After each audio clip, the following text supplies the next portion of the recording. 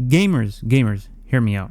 Is it just me, or do older games just look more visually appealing than modern games? Like, yes, I know that newer games technically look better, but sometimes, not all the times, but sometimes they are a bit too clean in their visuals. Like, they just have a bland, hyper-realistic look to them. And again, there's nothing wrong with that, but sometimes it does get a bit repetitive. For me, the best example of what I'm talking about is with GTA 4 and GTA 5. Like, yes, I know that GTA 5 looks technically better, and it has a pretty good art direction, but GTA 4 just had a vibe. Like, a real vibe. Something about its texture work, lighting, and atmosphere, it actually made the game look kind of painted. And this vibe, what is it exactly? What is this feeling that a game's visuals give?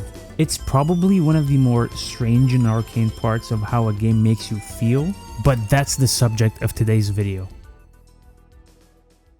In my first video, I mentioned that there are three main inspirations for the visuals for Machine of the Damned. And as a quick reminder, they are Dusk, Call of Duty World at War, and Borderlands. Again, somewhat of an odd combo, I know. But back to my main point. The first thing I knew I wanted to achieve with the visuals of this game is that it needed to be cel-shaded. Regardless of the texture work and what they looked like, the game needed that cel-shaded look with black outlines around the objects and characters. Now, there were multiple routes I could have taken. I could have done it like Borderlands, where the cel shading is actually painted on the textures, or have it like Wind Waker and Jet Set Radio, where the textures were flat colors and have two tones, one for the lighting and one for the shade. But ultimately, because I wanted to have some realism of the game, I wanted to avoid flat textures like that. So I made the decision that the cel shading needed to be separate from the textures. Unlike Borderlands, a game where most of the cel shading comes from the textures, I just wanted to make the cel shading come from what is called the post-process volume. This is where it gets a bit technical, but basically I created this thing called a shader, and then I attached my shader to the post-process volume. This volume is an invisible box that I put in the world that overlays the shader settings on top of the game world. Because I am using Unreal Engine 5, I don't have to use code to make my shader, I can just use blueprints. And what is blueprints, you ask? It's basically what is called visual scripting. So instead of manually typing in the code, you can just use these boxes and connect them together to create a system. So after creating a shader, I drop it on my game world, and before I get to what it looks like, I first need to work on the textures. Now, I knew I wanted that pixelated look that some modern retro games have, like Dusk, Ultra Kill, and Gloomwood.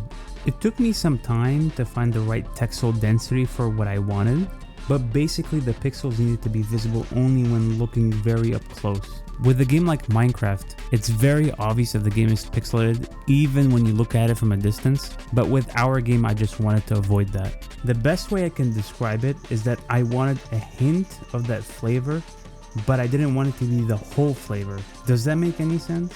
Anyways, another thing I needed to consider was the amount of polygons for the models. And in our case, the polygon count is relatively low, but it can't be too low that it conflicts with our textures.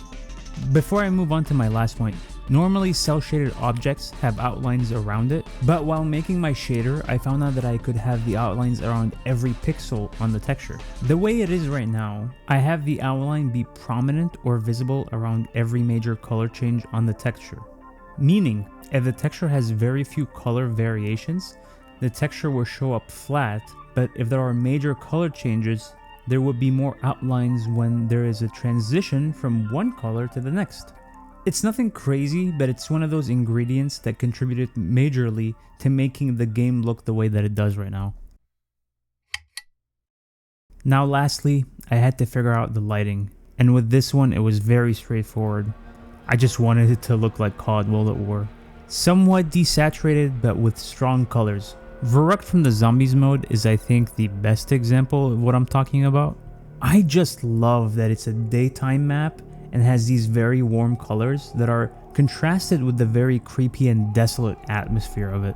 There is more at play outside just the lighting that contributes to why the game gives you that feeling, but still.